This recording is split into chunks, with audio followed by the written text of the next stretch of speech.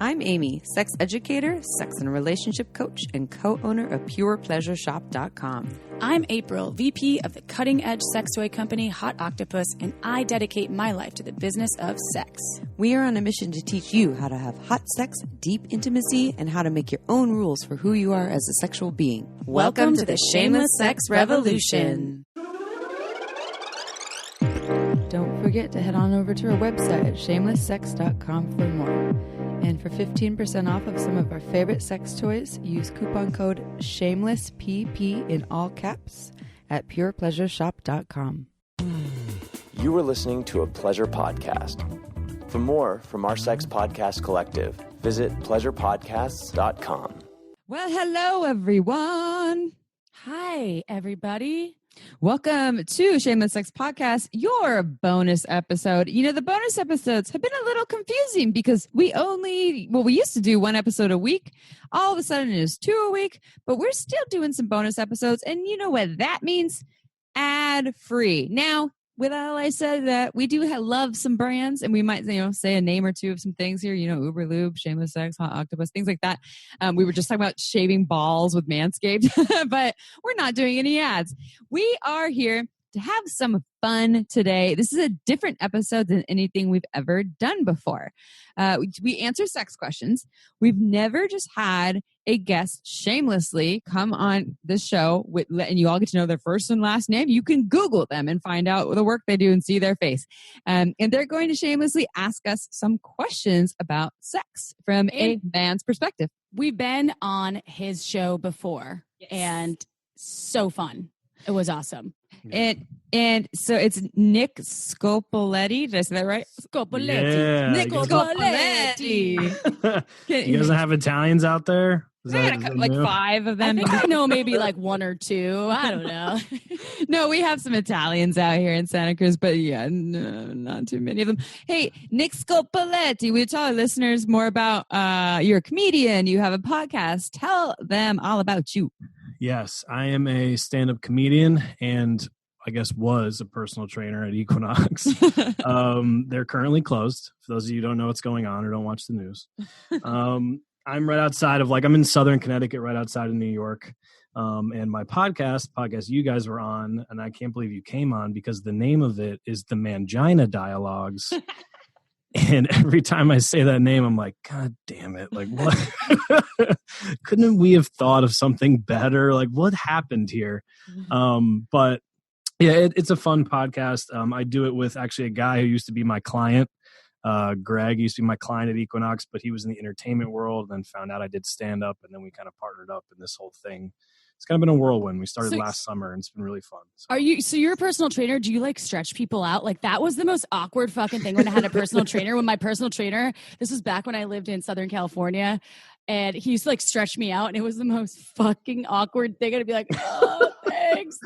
Do you really have to get deep in there? But I liked it. You don't have but it was to. weird. Okay. You don't have to. Okay. I don't know what he was doing. Okay. He did. He went real with it. He would look eye gaze with me. And it was, it was a bit awkward because I wasn't super into it. I was just Yeah, it really depends. I'm to be honest, by my job, I'm a goofball, but I'm very professional when it comes to that. But also, not a lot of my clients look like you guys, so I don't know how. What are you trying to say? They don't look like you. Would you stretch me out older. really deep, Nick? Would you stretch me out? Okay. Older. Okay. That's so you'd stretch them, but just a little less on the stretchy side. Not as hard. You can't break old women and keep your job. It's not how it goes. Unless they're paying you for that in particular. And that's outside of work. I do that. They're hey, what are you doing after work, Nick? Do you want to come stretch me out a little deeper? When I was working, I was like, I'm going to bed because I get up at 4:30 every day. So I really didn't do. Yeah, it was rough. What time are you getting up now with the COVID thing? The beginning of this felt like I was back in college, and I was waking up at actually I used to wake up at noon in college. I was waking up at 8 a.m. That's late. Yeah. Now it is. Uh-huh. And it throws me off. And today I had to wake up at 5.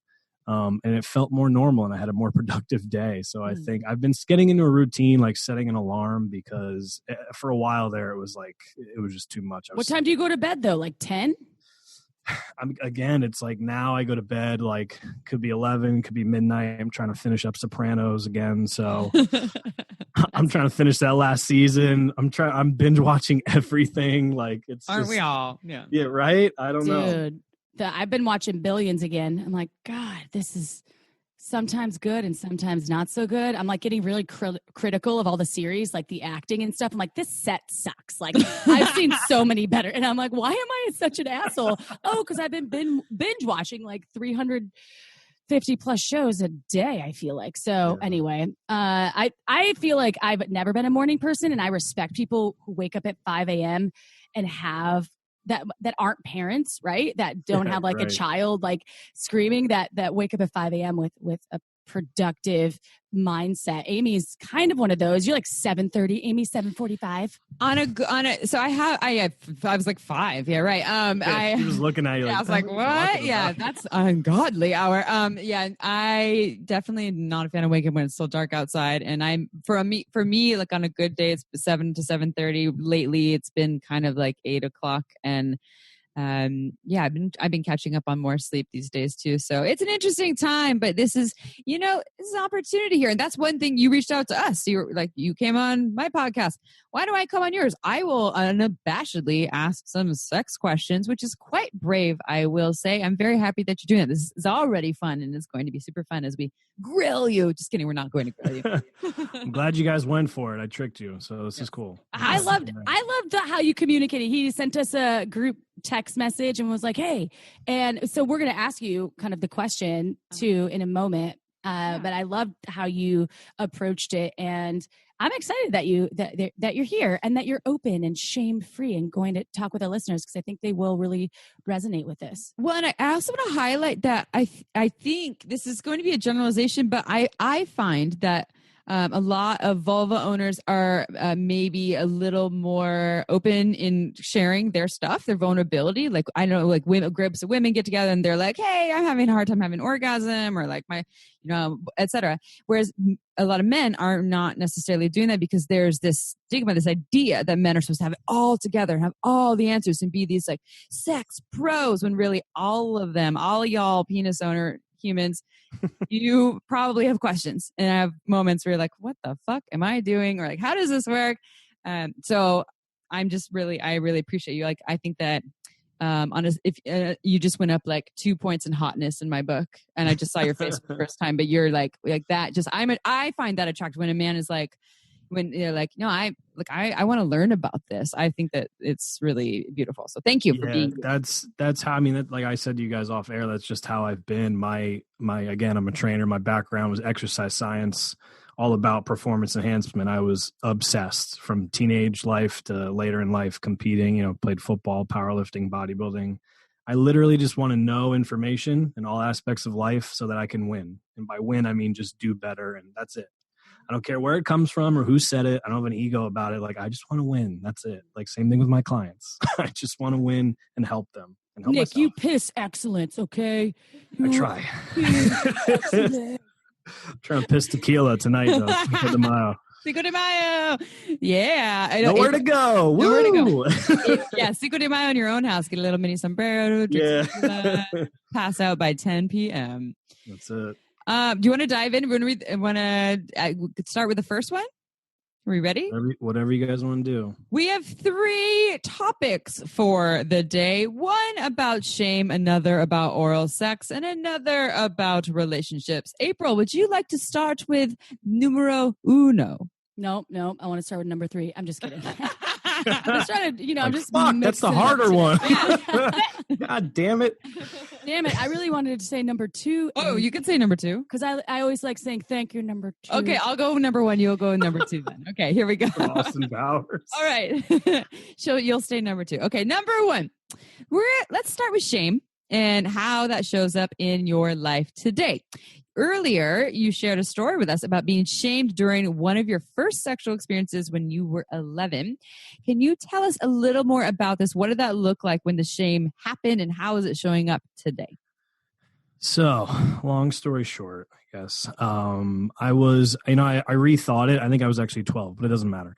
Anyway, I was 12 years old, and there was this girl I liked, and I will never forget. I was in the back of my dad's car with her. My dad was driving, and she reached over and grabbed me on my penis, and she, was rubbing whatever, and then basically ended up giving me like a hand job, and I had a coat over me. I remember it was winter time, all this stuff. She was very, she was aggressive. I'm 12 years old. I just didn't know what to do. And I was like, okay, this is cool. Whatever's happening, just let this happen. We talked. We would like talk on the phone a lot back then.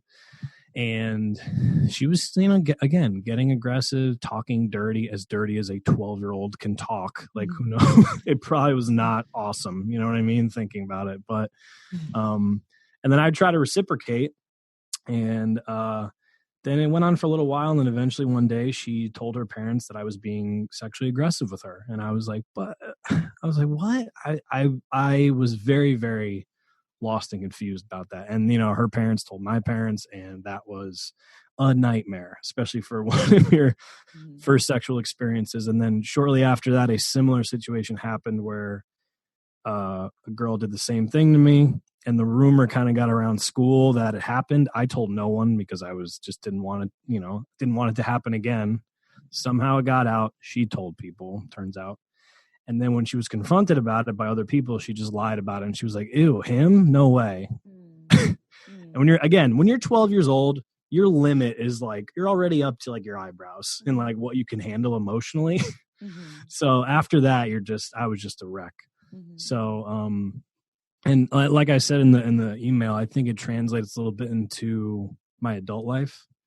Like I'm a little bit gun shy. I could be funny and like aggressive in that manner, but when it comes down to like pulling the trigger or doing what you did, like I don't want to, A, get rejected, B, hurt anyone or offend anybody, or someone take it the wrong way, anything like that. So yeah, that was kind of like my first experience, and I think I've talked to some of my buddies about it, and I think it's definitely carried on a little bit into my adult life for sure. Thank you so much for sharing that. And I actually have written here, I have the third question that we'll ask you later, but as you're saying, I'm like, I think all of it's related. All these things that we're going to probably be talking about today, because everything is so connected. Our emotional selves, our spiritual selves, if you're a spiritual person, and our, our physical beings, and our, our sexuality to our non-erotic selves are all just like interlaced. And so in these early experiences of being a young person, God, we're so vulnerable and so easily imprinted. They do set a default like that, especially with sexuality. It kind of hangs out with you. So here you had these experiences where, hey, there's this pleasure, like, oh, all right, there's this thing going on. It feels kind of good. And it's happened in my dad's car, but all right, I'm going to go with it. And then it keeps going for a little bit. Oh, this is kind of aggressive, but I'm going to go then start kind of doing what she's doing too. And then you get called out on it in a way that creates shame that this is not okay. This is wrong. This is bad. And then later on, something similar kind of reaffirms that. And that's so hard. And I'm sorry you went through that. And also, this is so common for, like, women have this too, right? It's like that you don't want to be too slutty and you don't want to be too prudish. And for men, it's like you don't want to be too creepy and rapey. And you also don't want to be like too feminine. And so where the fuck are we supposed to be in there? And especially now we're in the Me Too movement, which, like, thank goodness for the Me Too movement, but now it's also like with people who are already walking on eggshells. I think people are more now, from all ends, all sides of it. So you were not dealt an easy deck of cards to work with, because there's this imprinting that hung out. It was set then and that back then, and is now with you. And so now when you show up with women, you're saying, you say you're not aggressive, meaning like you're not the one. You can be funny, but like there isn't a lot of like just being really confident and straightforward. Like, I want this, or I want you. I've gotten a lot better at it, I'll tell you that. Probably, 4 years ago I was a completely different person. Like now I'm definitely more confident, probably the most confident I've ever been. And with stuff like that, but still I find moments where there's like just moments of doubt, or if like, hey, I don't want to upset or offend anybody. You know what I mean? There's like this weird balance. It's always there in the back of my head. I've for sure gotten better at it, but it's one of those things that I'm like, you know. What has helped you? What has helped you kind of move through some of that stuff when you say you've gotten better? Because and thank you, as Amy said, thank you for sharing that vulnerable.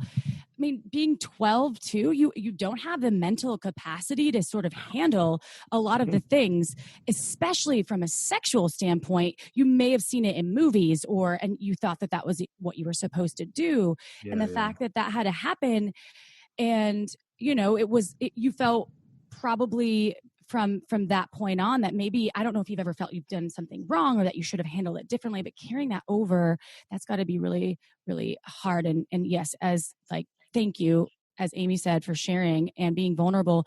And so you mentioned that it's been better in the past 4 years. Do you think that there's some work that you've done or something that's helped you along the way to sort of get to that point? Or is there more, there's always more work to do, but what do you think has helped? I think, you know, I think there's a lot of things, and I'm trying to make this, I won't go too long-winded here. But I've had like a lot of loss in my life. Like I lost my mother when I was 6. And 3 years ago, I lost my grandmother. And that was my mom's mom. She practically raised me. And it was very sudden. That moment changed a lot of things for me. It was one of the worst things to ever happen to me, hands down. But 1% of it was probably a little bit of sometimes, it was almost the best thing that ever happened to me. 1% of that. Let me make that clear. The rest of it was horrible. But just in that moment, I was in a place at that time where I didn't know what I wanted to do with my life. Like I was still training, but like I had all these questions. I was very unsure of myself. And then that situation kind of showed some things between like family and who was really there for you. And, you know, when money gets involved, these family members got a little weird. And I was like, wow, this is my whole life. I thought you guys were this way. And they weren't mean to me, but they definitely had I don't know if to say this right, but like kind of looked down on me a little bit. You know, they had a little resentment towards me. And then the money got involved and it was a nightmare. But after that, I did a lot of like, I guess you would say soul searching. And trying to figure out why. And I always used to have this narrative in my head that like everyone else has it figured out. And I'm this, and I don't know what I'm doing. And then you come to realize fucking no one has it figured out. Not one person. You know, a lot of all my close friends, I'm the last single friend in my group. A lot of my buddies are all married and kids and it's great and all that. I thought like you have kids, you're married with a house, like you know what's going on. Right? You have everything figured out. But, you know, and not to put there's like, no one has it figured out. So stop being so hard on yourself. It's a waste of time and it's holding you back from what you really want to do. I can't tell you the amount of missed opportunities I've had, whether it be career or with girls, just because I wasn't confident enough or I thought, you know, I'm not good enough for this. I won't be able to do this. You know what I mean? So that changed a lot for me. That and just I haven't stopped working at it. And then I just kind of getting better at work and then starting stand up. All these things, they all kind of worked in unison. And, you know, I'm definitely in a better place now. I'm the most confident I would say I'd ever been. So nice. Yeah. Yeah. Thank you for sharing all of that too. Yeah. I appreciate all the vulnerable shares. So this episode is going to be like a mixture of like vulnerable and like funny and vulnerable and funny. We're going to do all of the things, which I think is a great balance. That's how April and I operate too. We really appreciate when people really share from their hearts, and then like we can have laughter elsewhere there too. I think one thing. Sorry, Amy, go ahead. I have a long-winded version, so go ahead. One thing that just really resonates with me, like, hearing you speak, is that I think that comedy has been a way for me to really process a lot of my anxious energy that I've experienced throughout my life and a lot of my trauma. And yes, I've deflected a lot of things that have happened to me with humor. It's also empowered me in this way because it helps. And I don't know, and I don't want to speak for you. And I just want to commend you for doing stand-up, because that is something I have never done. It's always intrigued me, and I always have this deep respect for people. And I do also think a lot of folks that do stand-up, it stems from some sort of uncomfortability or this vulnerability vulnerability, right? That like, well, of course it's vulnerable because you're on stage with people that could be heckling you. At the same time, there's all of the shit that you have to overcome that makes you more of a boss when you can do stand up. So I just wanted to say I relate to you and in that way, because I've endured a lot of weird stuff in my life, and comedy has really helped me. And I'm not a comedian, but I've fucking, I'm funny, right? Sometimes, Amy, no, anybody, no, All the time, all the Chip. time. I'm funny. No, absolutely. Humor's a big thing. My dad, just real quick, my dad is just very, he lost his wife, he was left with a 6-year-old son. It was just me and him.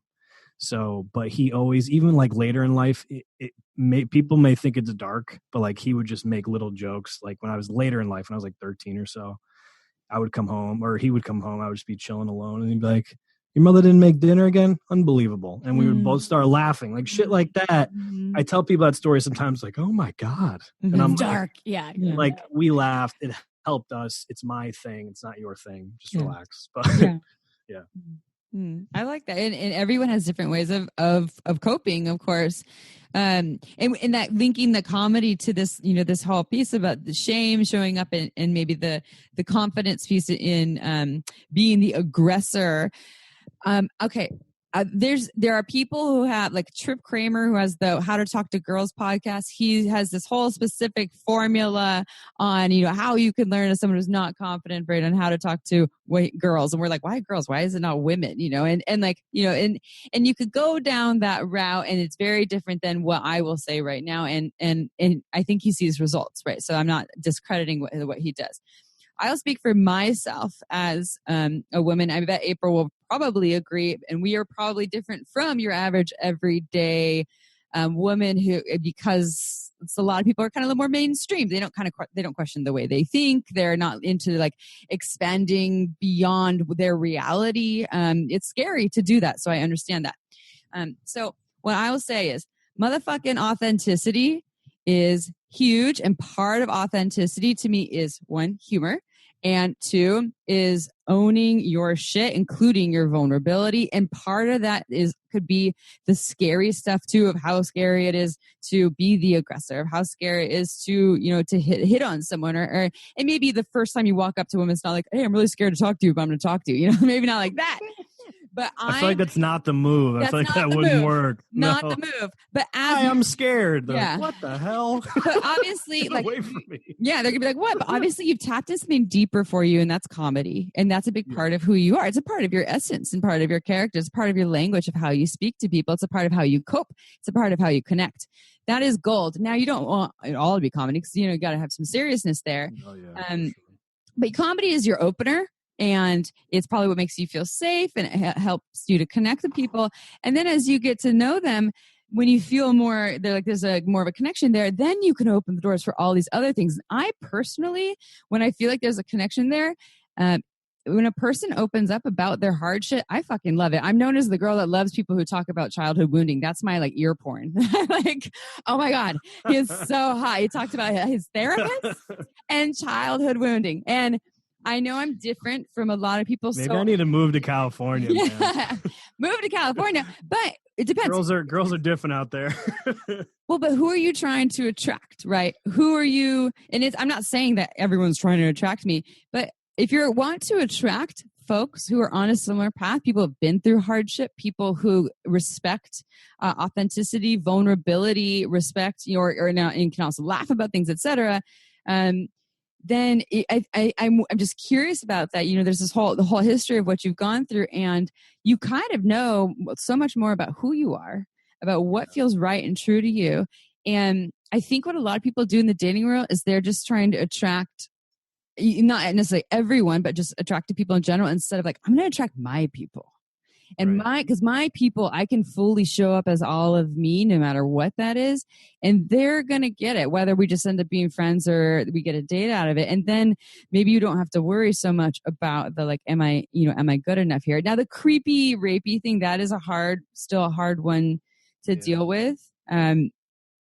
I would imagine if you're someone who's aware of it, you're probably not being creepy or rapey, because the people that I think are crossing over that boundary, it seems to me they don't really have a huge awareness about this. I'm not thinking, oh my God, I want to be careful. I want to be careful.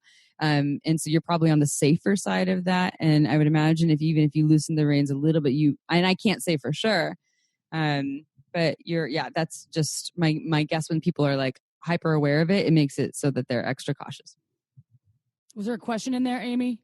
Not necessarily. There was just some thoughts, and you can share any of your thoughts on anything that I said or any feedback. Or like, fuck that's bullshit. No. I mean, everything you said, I pretty much agree with. That makes sense. There's a line, like you said, with the Me Too movement. It's just, it's funny. One of my clients, she's hilarious. She's from Long Island, so it's a different demographic in the Northeast. They're a little tougher, more aggressive. Mm-hmm. And she's like, she was basically like, I'm all for this Me Too stuff, but also like, throw me up against the wall and kiss me. You know what I mean? And I started, like, how do I do it? Yeah. I started dying laughing. She's like, a mom, she's married. And I was like, that is the funniest shit I've ever heard in my life. Mm-hmm. And so it's like trying, like you said, tread the line. I definitely don't think, again, now it's probably better than it's ever been. Mm-hmm. But I was talking with a buddy of mine.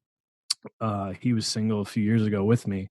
And we were talking about this exact thing. And he's like, ask them. You should ask them. See what they say. And I was like, yeah, fuck it. Why not? Makes sense. Ask me. I just wrote a PR piece about sexting, and in it, one of the questions they asked was like, "Why are men just wanting to like send dick pics right away?"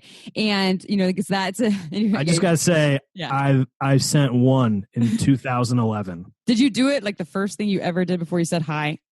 No. This was a girl who I hooked up with in college. There you go. And it was shortly after we graduated. This was not a I just got to talk about this for a little bit. The fact that guys do this, like, I have female friends or whatever. We've had like, females on the podcast, like comics, and they're like very attractive females. And they're like, yeah, I just get like, I wake up to like 10 dick pics and I'm like, guys, what the fuck are you doing? How do you think that's going to go? Mm-hmm. When I was 18, I was a bouncer at a bar. 18 to 20. I was a bouncer at a bar in New Haven, Connecticut here. So not a great area. And I would see guys go up behind girls without permission and start to like try to dance with them, like grind on them. Mm-hmm. And the girls would push them away. And the guy would look at me and be like, did you see that? I'd be like, no. I'm throwing you out. You fucking weirdo. Dude, how many clubs? How did you think that was going to go, and dude? they come up with like a hard dick and they like press it into your bum. Yes. That shit is weird. That's happened many times. Or you push them and they come back for more. And you're like, I just moved you away. I saw that a lot. Like girls, like if you two are out or like a group of you guys. Oh, like, the girls pulling their friend away.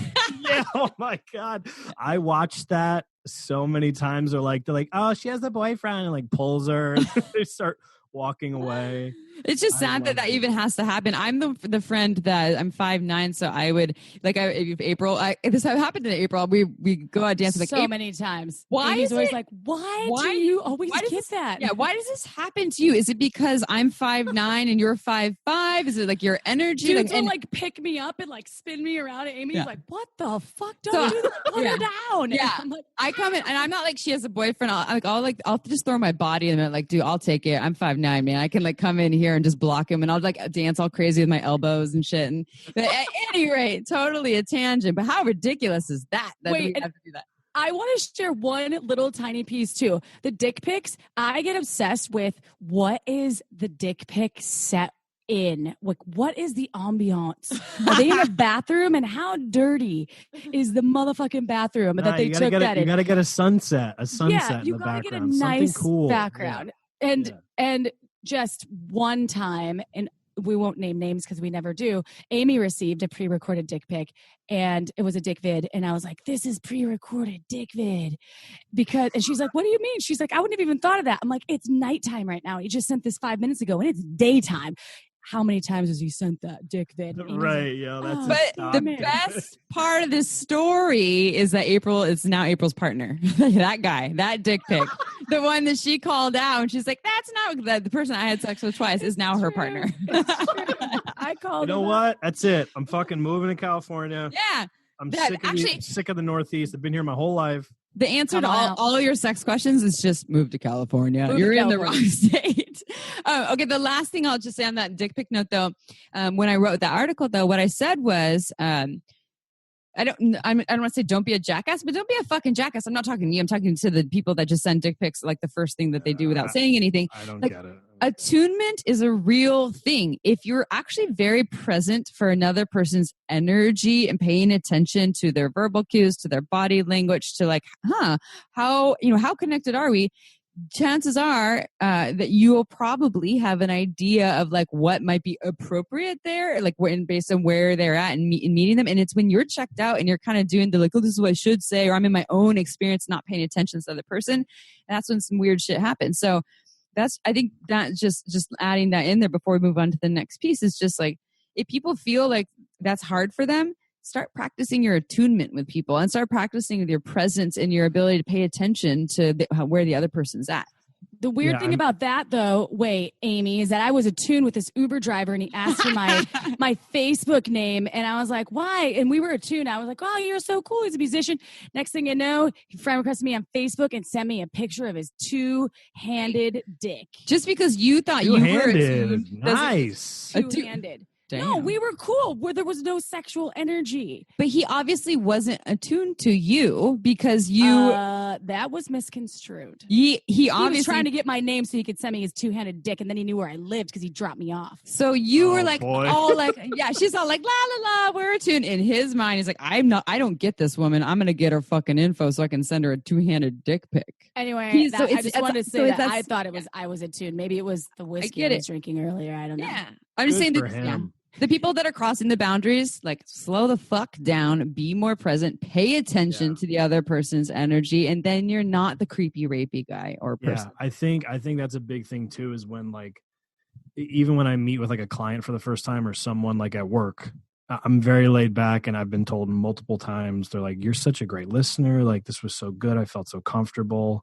It's really because there's really nothing at risk there.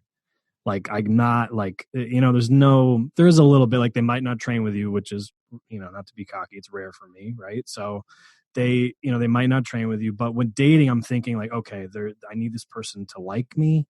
There's a little bit of that. Like I need someone like there's risk here. Like it's different, blah, blah, blah. But really, like you just said, I should just be more in the moment. One of my best friends told me that. He's like, when he was dating, he was like, dude, he goes, I'm going out, I'm meeting a person. They could be an awesome person and a friend. Like they don't have to be the next whatever. He goes, it could be a great person to have around. Who knows? Yeah. And if anything, especially now I do comedy, it's like, hey, go on a date.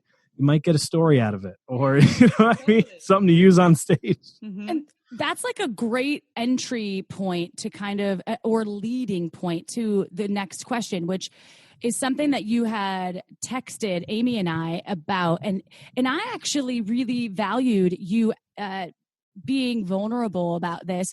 And I've also, as a vulva owning human, resonated with this because this has also been a thing for me. It's very difficult. And I brought up your question in between the text message and the recording of this podcast to several of my vulva owning friends, and they also feel the same. So this is about like, it's difficult. So the question is, let's talk about oral sex.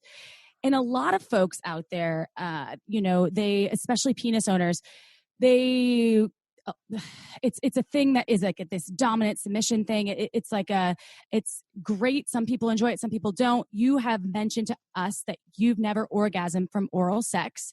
And what I would love is for you to tell us a little bit more about that. And just like, let's open it up and talk about it. All right. So first and foremost, I thought you guys were saying Volvo owners for a second. All those I was Swedish like, that's a great Volvo car. That's owners very, out there. These girls are pretty and they're like, they have efficient cars. That's smart. They're smart ladies. They're safe. They're efficient and safe. Yeah. I swear to God, I was like, oh, no, I got it. But it's okay.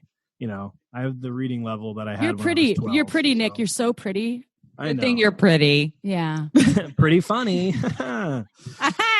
So, so yeah, I have never ever in my life came from getting oral sex. And the first thing that comes, obviously you guys are the experts here. The first thing that comes into my mind, just a control thing, because during sex, no problem there ever. It has been a good, like a funny jumping off point when you start like seeing a girl and they're like, they're going down, they're like, are you going to come? I'm like, I've actually never came. They're like, oh, it's a challenge, right? Like you challenge, it's a big challenge for me. I was like, no. I'm 32. It's never happened. I don't think it's going to, I was like, I'm not trying to like reverse psychology on you. Like it's just never happened. Okay. But my first thing that comes to my mind is a control thing. And I just wanted to, I don't really have much to say except what do you guys think about that? I have been with a number of men who said they have never or like very rarely orgasmed from oral sex. And there a part of me is, I won't say like, oh, I'm going to change that, but I'm more like, I get curious. I'm like, do you understand, what's your theory on why that might be? Is it vulnerable to have a face like that close to your genitals? Had someone shamed your genitals before that it didn't smell good, taste good, look good? Did someone say you're taking too long? Did you ever have an experience where you had sex with someone or other play, but they just never wanted to put their mouth on your cock, so it created this story that your cock wasn't worthy of being touched with a mouth? Or any of those resonate with you, like first sexual experiences that may have created a story? The only thing, and this, I can't believe I forgot about this. It just reminded me. My first girlfriend, when I was in high school, she would, go down on me, and I remember it not being great. And then, one night it was like, oh my God, did you take an online class? Like, what happened? Like, this is incredible. And she straight up was like, well, I was trying to make it not that good at first, so you would make me stop doing it because I don't really like it. And I was like, oh, you never told me that, A. Uh-huh. And B, I was like, what a weird tactic. Like, just say it. Why did you have to pretend to be bad at it for a month? That is such an odd tactic. So this is when you're kind of your earlier 17. Yeah. Okay. I was 17. Yeah. Great. Sorry that happened to you. And here's how I'll relate to you. So my first 3 people that I slept have penetrative sex with, I think I'm not going to say lost my virginity. I had sex for the first time. And the first 3 people, they never went down on me. And I didn't ask for either. I didn't really know a lot about being able to advocate for my pleasure in that way, nor did they offer it. And I went down on them and we had penetrative sex. And not pointing fingers at them. It's not their fault. Also, it's society's fault. It's education, lack of education about pleasure. It's all these things. And it's me on me too for not asking, but I just didn't know I could. Anyways, created a default that made it very hard to relax when I receive, when someone goes down on me. And so there's a lot of like a squeamishness that can happen. It takes a lot for my body to fully relax. When someone's going down on me, there's a constant story of like, am I taking too long? I'm not going to come. I very rarely come from this. I actually do very rarely come from oral sex alone. So I can relate to that. And as an example of our first sexual experiences, again, back similar with this question 1, they create a neural pathway, and it hangs out with us for a long time. We can totally work with it and overcome it at some point because your largest sex organ is your brain. But it's just some old thing. And since you had so many years go by, since you're so old, elderly, where you have yet to have an orgasm or oral sex, the story continues. I don't do this, so it's not going to happen. So of course it's not going to happen when the story is, I'm not going to do this. And that's also coming out of like, they're a goal-oriented society when it comes to sex that we live in, where we're very much like, it's not successful if you don't orgasm, or oral sex serves no time or place unless it's leading to orgasm or penetrative sex. Otherwise, it's pointless. I don't agree with any of these things, but that's what we're kind of looking at. I just I wanted to share something too, because I feel like you could find the right human so that aligns with you and your process. Because for me, I've never, and I'm not saying I'm this human for you. I'm partnered already. Is this human for you? Yeah. I'm moving out there. So just get ready. Okay? But I've never, when I've given oral sex, especially when I'm talking about blowjobs, or we'll say fellatio to be PC here. It's Italian, just like my last name. It's Italian, fellatio. My last name's fellatio. So when I've done that, I actually do not like to go to the point of extraction, if you will. Let's say the point of the ejaculate. You're a special agent? You're a blowjob special agent? I try not to extract what the end goal is, because I like it as a preparatory tool for the rest. Same. As meaning, like, I like to align with my partner in other ways other than, and I know that isn't necessarily what everyone's about. And I'm not saying that, my way is the right way. This is just what I've known. I had some trauma around, blowjobs early in my life. I was like 14. And so it was something that was pretty much off the table for a long time. Incorporating it back into my life, hence like in my, now my mid 30s, I guess I'm in my late 30s now. Damn it. Regardless, doesn't matter. I love blowjobs now and still do not take them to the level of that it needs to be a full orgasm situation. I think it's happened one time with my current partner and I, who is the only partner I've actually let ejaculate in my mouth, also from pre-trauma days. Now, for those folks out there that are in the same kind of that same realm of maybe you've never orgasmed, you're a penis owner that's never orgasmed from oral, that's okay, right? If it feels good, if it doesn't feel good to you, okay, maybe then like let's change it up. If it feels good, then maybe just that's a communication. And that's kind of what I go into with, when I was in the experience with my partner when we were first meeting. I was like, hey, I just want you to know I've never had cum in my mouth and I'm not there yet. And I like this as a foreplay mechanism, not necessarily for all of it. And I do that before I actually, start sucking on the dick. I'm not like, hey, can I tell you some things? Let me just tell you. So FYI, don't like to talk with the dick girl. in my mouth. Very smart. Yes, smart, right? So I just think that you perhaps can find someone that you align with, and then maybe eventually, or multiple people that you align with. There's 7.8 billion people and ticking. And so there's got to be someone out there that just, feels kind of like it doesn't matter if you orgasm or not.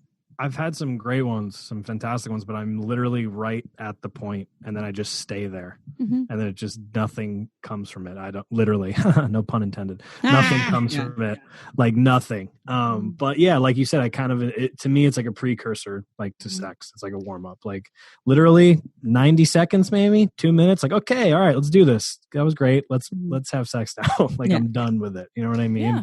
It's not your thing. That's okay. Yeah. Maybe it's not right now. Maybe it will be eventually. There's nothing wrong with you. My question about when you get to this point, but it doesn't cross over, is there a mindset of the thought of it's not going to happen. It's not going to happen. I'm just going to stay here. I'm not going to orgasm. Does that come in during that time?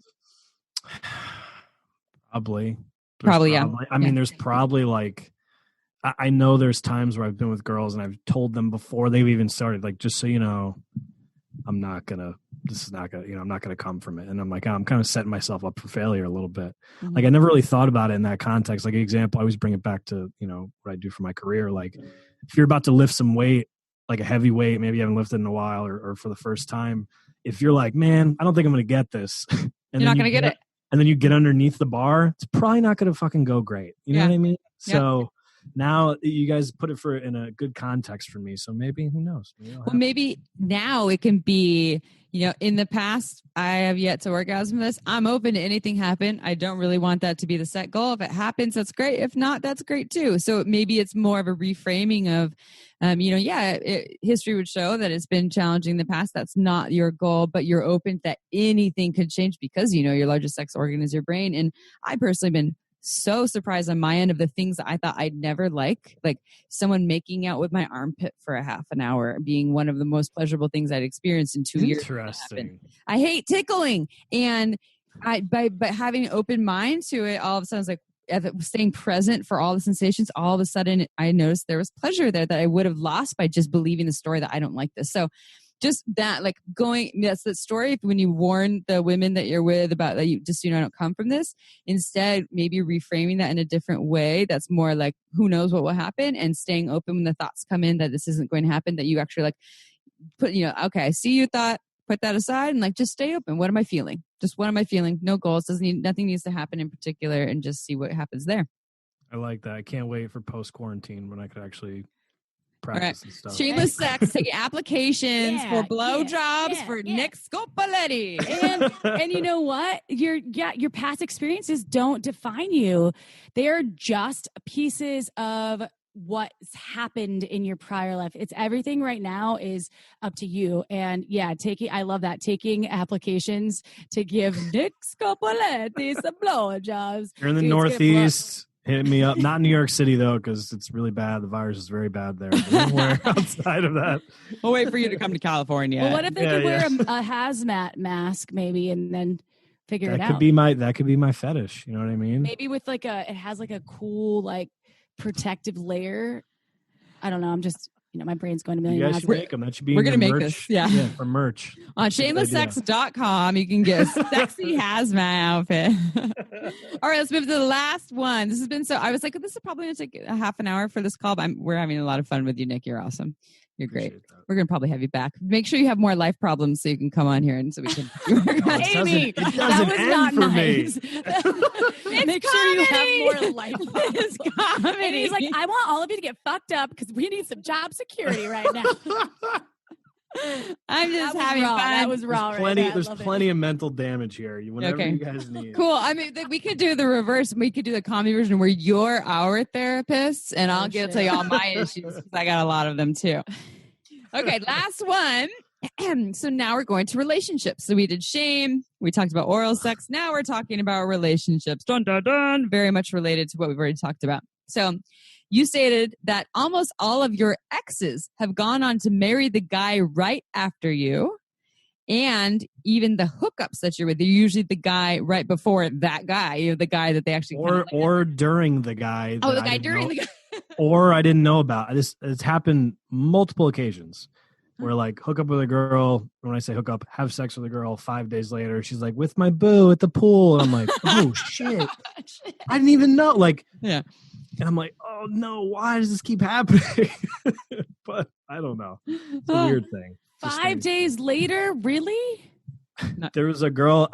This was like the best out of all of them. There was a girl. We ended up. So she came over. We had sex, whatever, and she was going away. We used to work together. She was going away, and she's moving to. I think she was moving to Florida. And literally 3 days later on Facebook, she's like, with my babe, like poolside at the party. And I was like, what? Yeah. Serious? Yeah. I was like, it's fine. We weren't going to date. It was just like a last, like whatever. But I was just like, so weird. Like, why wouldn't someone mention that? You know what I mean? And it happened to me romance. again. It happened to me again at like a wedding, a bridesmaid in the wedding. Nothing happened. I misread the situation completely. She was apparently into me, but she was being very mean. She was playing like the 8th grade flirting thing. Like she's gonna punch you in the arm, like, I like you. And I was with my college buddies. I was like, I'm not in the mood for this. I'm just gonna hang out. Like I was just like moved on, right? The next day I got like a Facebook message like, you really missed out last night. And I was like, what? Yeah. And then again, I was like, oh, we can hang out again. She's like, no, well, I have this guy I'm seeing. And I was like, one-time offer. I was like, what is happening? I don't know what's going on. You just seem like a safe, kind of explorative human to maybe get outside their typical box. You just seem very safe. I think there's a very positive thing. I think there's something to that. Like one of my closest friends, I just talked to him today because I was telling him I was coming on here. He lives in Portland, Oregon now, so he's out there. But we were just talking about this stuff, like about how I'm always the guy before the guy and whatever. But he was like, dude, you ever notice, and this isn't me bragging about me, but like, you're the center of attention. Like, you're the funny guy, like not in a bad way. You're just always like the life of the party. You get invited to 9,000 weddings all the time. And it's like, people always want you, which is expensive and, annoying, but starting to GoFundMe for Nick's wedding. Virus though, who knows? I think I'm out of a few of them. So we'll see. That's till next year. Wait, how many weddings have you been in? I'm gonna have to take a second here. I gotta think. It's probably over 10. Wow. Guess Like, what? I've Your been girl right to- here's been in 17. Weddings? No. I'm the female version of you, dude. I've been the maid of honor in 3, and I've been motherfucking in 17 weddings. Never had my own. 17? I eloped when I did get married. 17. I'm not trying to one up you or name drop. I'm just letting you know. I feel No, like I am the female version, the vulva owning version of you, and I don't have a Volvo. I have a vulva. However, What type of car do you guys have? Do you have Priuses out there or what? No. I drive a Honda Civic. Its name is Chip 2.0, a 2015 Civic Chip 2.0, because I had Chip 2 number 1 that was 10 years older that I that traded. thing's been getting fucked up lately. Somebody like hit Someone the hates mirror. me. Yeah. Amy hit accidentally like busted her eye out on the window. Jesus Christ. I got in a minor car accident on Christmas Eve. April my drives a God. very nice BMW that I'm trying to convince her to trade in for a Honda Civic 2.0. Yeah, not gonna happen. You guys need to have the same car. So you Yeah, we want to be twinning. should get No. Volvos. Yeah, let's get Volvo. Oh my God, Volvos, and we can have license plate that says like, I don't know, Do something they on still Volvo. make Volvos? I think so. I would assume so. Those cars last forever. It's a classic. Well, Yeah. let's get back to it. Why do you think you get invited to so many weddings? You give good speeches? Okay, Because I hear you. But I want to say, okay, let's all pay attention to question number 1 and what came from question number 1 as they're talking about being afraid of the creepy guy or the rapey guy or the too much guy or the not aggressive guy. And question number 3 is like, it's not like you're friend zoned, but you're like kind of like hookup friend zoned or like fuck buddy zoned or like the guy before the guy zoned. Like there's some theme going on there that I'm curious how they might be related. I think, you know what it is? I really I thought about this a lot today. I think because I'm funny and like I'm goofy and like people see, 90% of the time I'm on, like, that's just my personality. I'm, joking around, making jokes, whatever. And I think sometimes people mistake that for like, he's not going to take anything serious, like, or an immaturity. And I've had multiple people, they sit down with me and actually talk to me about something serious. And they're like, wow, I didn't expect like you to be this way. I was like, yeah, man, I like to have a fun ass time. Like, I'm like, that's it. I like to have a good time. But also, like, when it's time to get serious, it's time to get serious. Like, that's, I think with, why I'm always the guy before the guy. If my current ex marries the guy that she's with right now, I'll be 3 for 4 on exes marrying the guy after me. So I'm trying to get in the Hall of Fame. That's a good percentage. I don't really know what Hall of Fame it would be, but I think it's... I'll hang it on my wall. I'll hang that trophy. Yeah. But when I met my last 2 girlfriends, I use like, those are my adult relationships. I'll say that. I kind of was in a point of transition when I met these girls.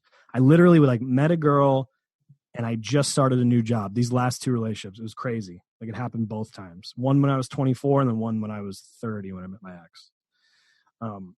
And I kind of was very upfront with them. I am direct in a lot of ways. Like, hey, this is what I'm doing. I'm changing jobs. And in personal training, by the way, you don't walk into like a salary. You have to, it's all commission based. So you need to build up your book and it takes a little while. So basically I was like, hey, and if you're not there, you don't get paid. Okay. Like, you lose money.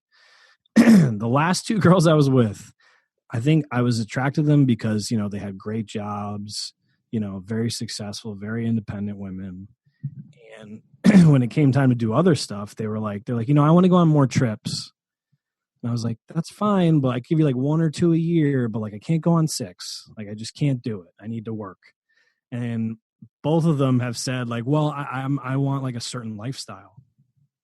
And me being like, oh, okay, I guess, and I tried my best to kind of give it to them, but then I realized in the end, nothing was going to be enough. Like, it just wasn't going to happen.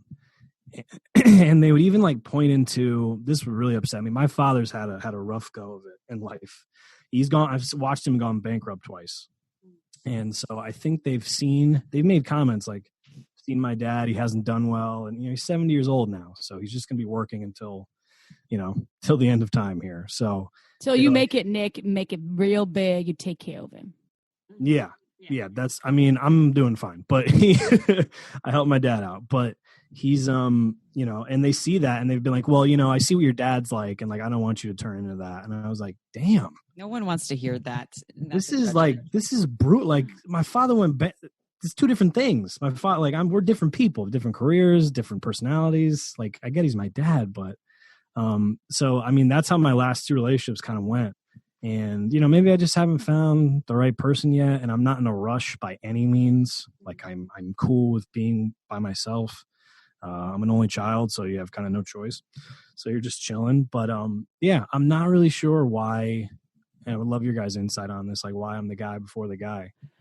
I just want to comment on one of the things that really stood out with what you said. The folks that are saying the shitty things about your father and his position, dude, he's a boss.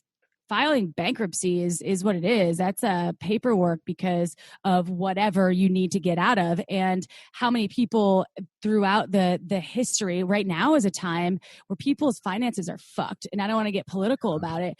And we don't know what's going to be. And the fact that your father's working and no, your parents don't define you. Your parents made you. And anyone out there that thinks that your parents will define you or that you're going to define your children, give them the power to do whatever they want. And if you're one of those people that's going to label people you meet because of their parental upbringing. I grew up as poor and then, upper middle class and then fucking poor as they come. So I have made my own way, and that's fucking bullshit. And I get so mad when people, and it's the same with sex, right? Like, okay, you have had these experiences. They don't define you. You can do and make your own rules and do whatever the fuck you want and be as sexually open or closed or whatever. It's up to you. No one is telling you that you have to be a certain way. You are putting your own boundaries on it. I'm saying if it's consensual, right? I'm not telling you to go out there and,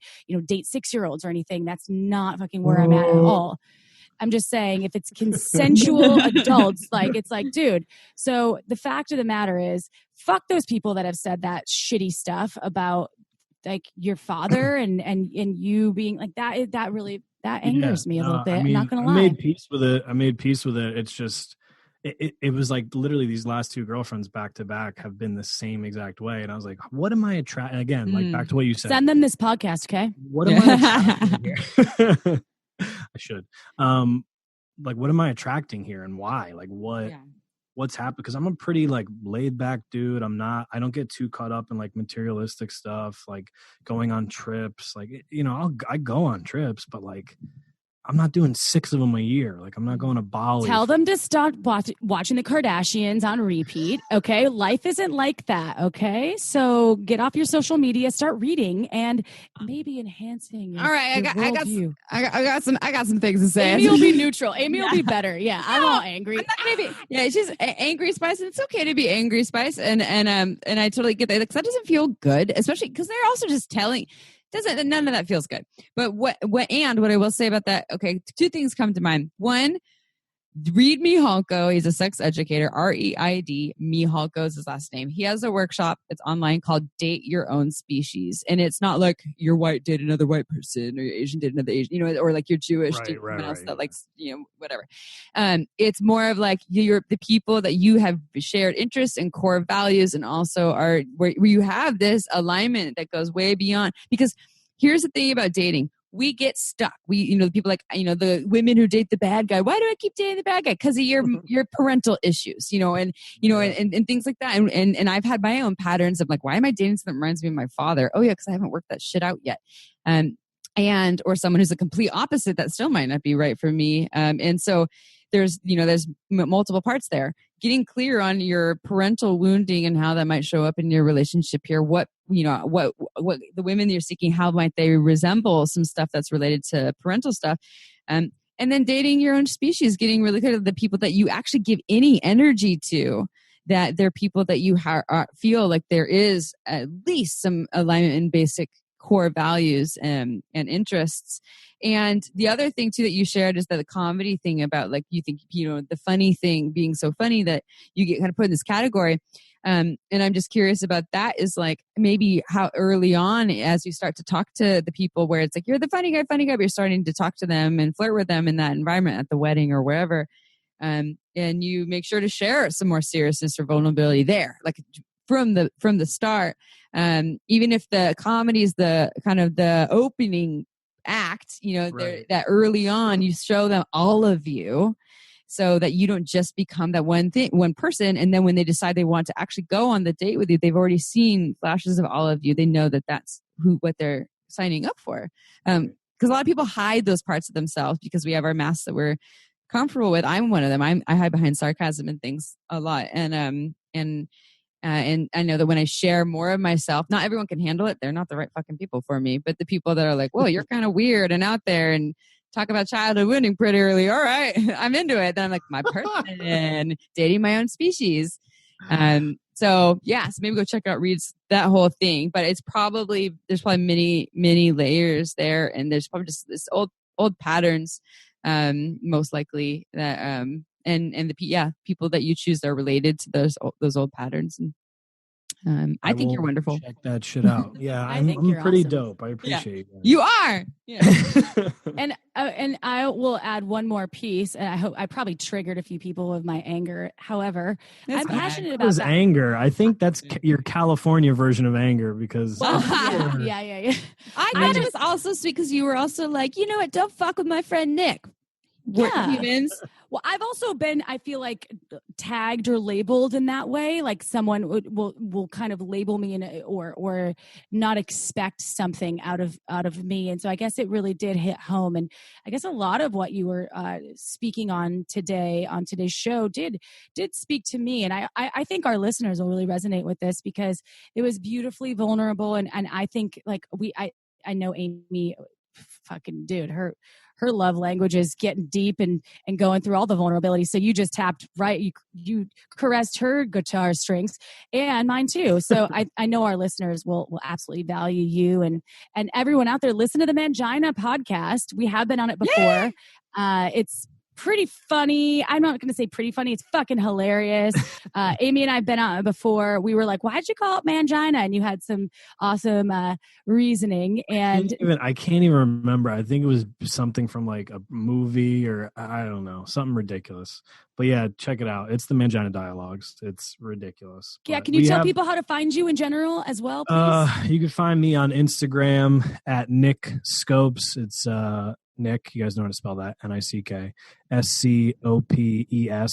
on Instagram, and then the Mangina Dialogues. Literally, you can find that on Instagram and everywhere that a podcast can ever be hosted. We have it on all the platforms, and check that shit out. And if you're in the Northeast, come check out when this shit is finally over. We have a comedy club we book here in Southern Connecticut and South Norwalk. We have headliners coming in from New York City, so hopefully this shit gets cleared up and we can get back to hosting awesome shows. You will. And if you want to date Nick, you just send us your profile and we will try to. Actually, someone told us on Instagram Live that Shameless Sex should have our own dating app, which, you know what, we are considering right now. And we might just do that. And then someone amazing, I think one of the listeners from the Middle East, he said he was from the Middle East, was like, can you have a halal section for those in the Middle East? I was like, fuck yeah, we will. It'll be inclusive as they come. Everyone's welcome. Come to our dating app. That's awesome. Anyway, I just want to thank you, Nick, for taking the time with us. And we would love to have you back again. Chip, I love you so much. I love you, Dip. I love you, Dip. I love you. And to all of our Shameless Sex listeners out there, we love you so much. You have no idea how much we love you. I dream about you at night. I think about you all the time. Do you masturbate to them, though? Sometimes it's Masturbation May. You know what? Sometimes I'm like, yeah, I love our Shameless Sex listeners. And I just rub one out. Amy, you can't help it, okay? I like it. I do the same for our podcast. Oh, good. All right, you just got 8 more listeners by saying. Yeah. Fuck yeah. If you have a minute of your day, go and rate us on iTunes. Give us 5 stars. Let everyone know how much you love us because we read all of them and we take all of your feedback to heart. So thank you for listening to this bonus episode, y'all. This is ad-free, so I won't tell you anything except that I love you more and more and more every day. So we'll see you next Tuesday and potentially next Friday in this quarantine space and for any bonus episode. All right, y'all. Ciao for now. Don't forget to head on over to our website at shamelesssex.com for more. And for 15% off of some of our favorite sex toys, use coupon code SHAMELESSPP in all caps at purepleasureshop.com.